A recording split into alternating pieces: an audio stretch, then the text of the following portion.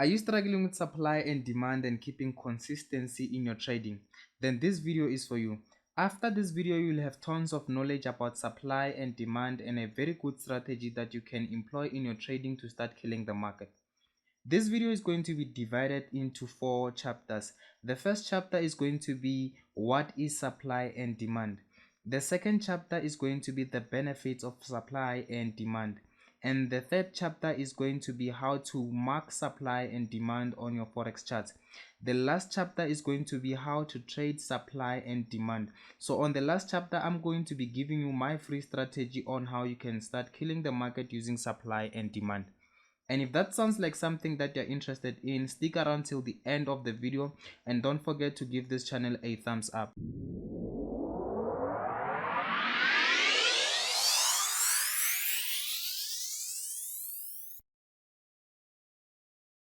Okay, now before we continue guys, I'd like to encourage you to subscribe to the channel, to like the video, to share with some friends, as that really helps us grow. It really helps us reach many people, and that keeps us motivated to continue making more videos like this. Okay, now let's look at what is supply and what is demand.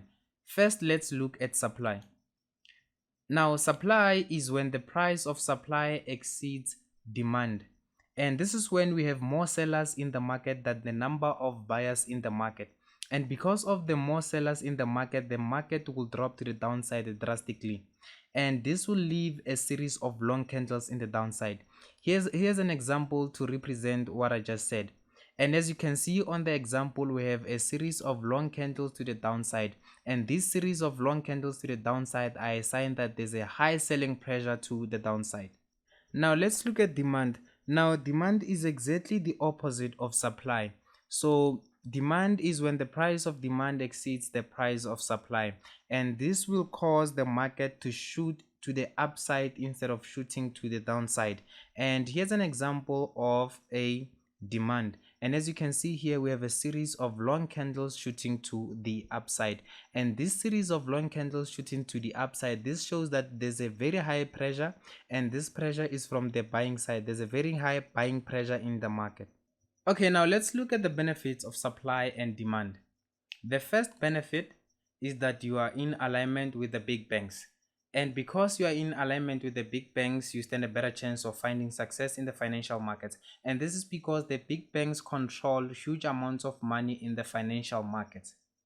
And the second benefit is that you enter early into the market. And to further elaborate this, I'm going to bring out this example. Okay, now let's look at the example on the left. The example on the left is a typical approach in retail trading. A retail trader will wait for the market to break out of a trend line, retest, and then they enter. Now, one huge disadvantage of this is that when you enter at this point, where retail traders will enter around this point. When you enter at this point, the market has already moved like 50 to 60 pips, and you stand a better chance of not catching the rest of the move. Whereas on the right, this is a typical SMC trader, and then this, when you trade like this, you stand a better chance of catching the rest of the move because you entered at the beginning of the move. Okay, now let's look at how we mark our supply and demand. Now we are on the gold chart, the 4-hour time frame. We're gonna be marking our supply. So if you check here, we have this drastic sell to the downside. And then how do we mark our supply? We mark the last movement before this drastic drop to the downside. So we mark this candlestick over here, and as you can see, the market retraced back into that supply, and then it continued to sell to the downside. And if you check here, this downside move here, we also have where it started to sell drastically, and we're also still gonna mark that as our supply. As you can check here, we have our supply, and when we have that as our supply, the market retraced and it eventually tapped into our supply zone, and the market sold drastically to the downside. And then if you continue with the market, you can see that here again we had a very drastic sell to the downside. And where did this drastic sell start? It started somewhere here. So we also mark this here as our movement. We mark this as our movement. As you can see here, the market retraced, and then it tapped into our supply, and then it sold to the downside. And that's how we mark our supply. That's how we mark our supply, guys. Okay guys, now let's look at how we would mark our demand zones. So remember, when we mark demand zones, we are looking for areas where there was aggressive buying in the market. So here's our first demand zone. As you can see, there was aggressive buying here. The market even left an imbalance. So when we mark our demand zone, this is going to be our first demand zone. And as you can see here, we had a retracement and the market started buying from here aggressively to the upside. So this is our second demand zone, and from here we can see that the market pushed to the upside and then it reacted on our second demand zone instead of our first demand zone. So this is something that happens in the market, where you mark multiple demand zones and the market reacts on one of those demand zones. Now after this, I'm going to give you a strategy on how to mark your demand zones and then which demand zones to choose. And as we move on from here, you can see that we also had a demand zone around here. We had a demand zone around here because the market bought drastically from this level, pushing to the upside.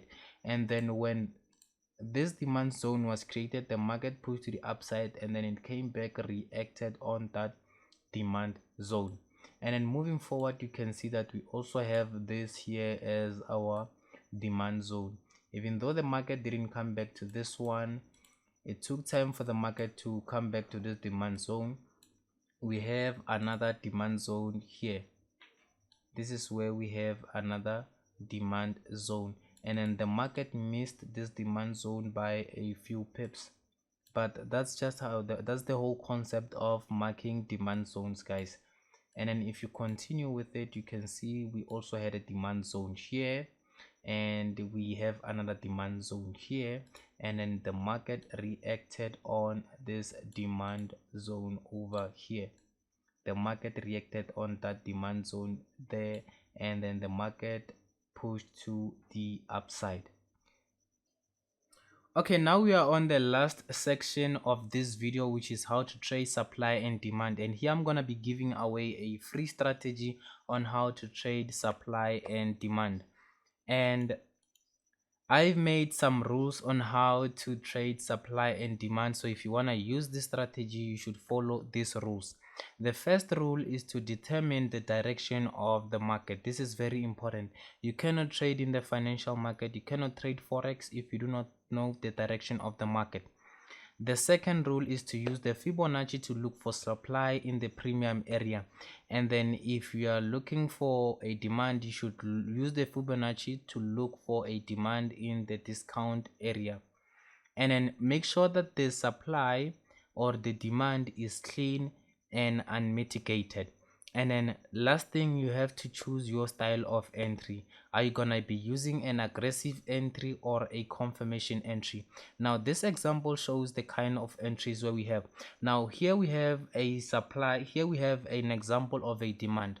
So if you enter aggressively in the market, what you would do is to choose your supply, to mark out your supply, and then you put a line on the supply, and then you put a buy limit order on your supply. So when the market retraces into the demand zone, the order will be triggered automatically and you will be in that position.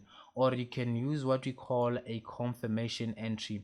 Now a confirmation entry is when you wait for the market to enter into your demand area, and then when the market enters into your demand area, you wait and see what happens in your demand area, and then that's when you take a decision of whether you're going to be trading that setup or you're not going to be trading that setup. Okay guys, now let's try to apply the rules that we just talked about on this chart. This is the Euro USD chart, the 4-hour time frame, and then the first rule is to check the direction of the market. Now if we zoom out, we can see that this market is in a downward trend. Okay, now let's go back to the example, and then we are going to apply the second rule. The second rule is to use the Fibonacci to make sure that we look for a supply in the premium zone. So we're going to be taking the Fibonacci from the high all the way to the low of our move. This range over here, this is our move. Now, as you can see, our supply is over here, and because our supply is in our premium zone, it simply means that this supply is valid. We can use this supply to trade. And then the another thing that we have to do is to make sure that there is imbalance. There is an imbalance, because an imbalance shows that the supply is unmitigated, and as you can see, this supply over here is unmitigated. So this simply means that this supply is valid. You can use this supply to trade.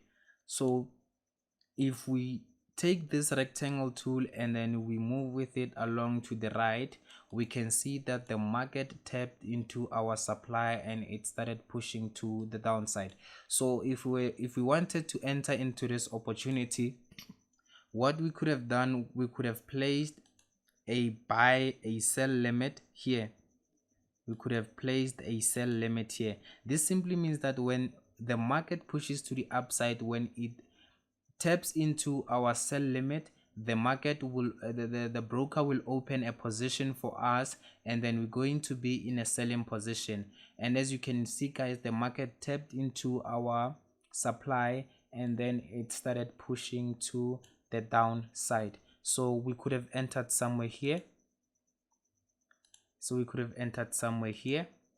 And then this could have been our target. And if you check our stop loss, we could have placed our stop loss just above this high over here, and this is a beautiful 1:4 risk reward ratio. Okay guys, now let's look at an example of a demand structure and how we would take the buy on our demand level. So here, as you can see, the first rule is to determine the direction. And now here, as you can see, we were in a downward trend, and all of a sudden the market changed the direction into being an upward trend. We know it changed the direction because it created what we call a change of character. And if you don't know anything about a change of character, I recently made a video explaining what a change of character is. But basically, a change of character is when the market changes its direction from either being a downward trend to being an upward trend, or from being an upward trend to being a downward trend. So here is a change of character. That is our change of character. And because that is our change of character, we are going to be focusing on this move here. This is going to be our range. We are going to be focusing on that move over there. This will be our range. So I'm gonna go ahead and clear this up. That is going to be our range. Now the second rule is to use the Fibonacci tool. If we are looking for a demand level, it should be in the discounted area. So we take it from the high all the way to the low, and as you can see, our discounted area is starting from here all the way to this level here, to our 50%. So where is our supply? Our supply is over here.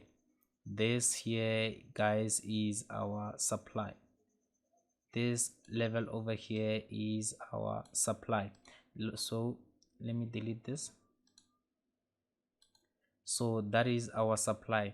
And the second part is to check if the supply is clean. If we have imbalance, it's not mitigated, and as you can see, the supply is clean. We have some sort of imbalance here. The supply is unmitigated, so we can use this to take trading opportunities.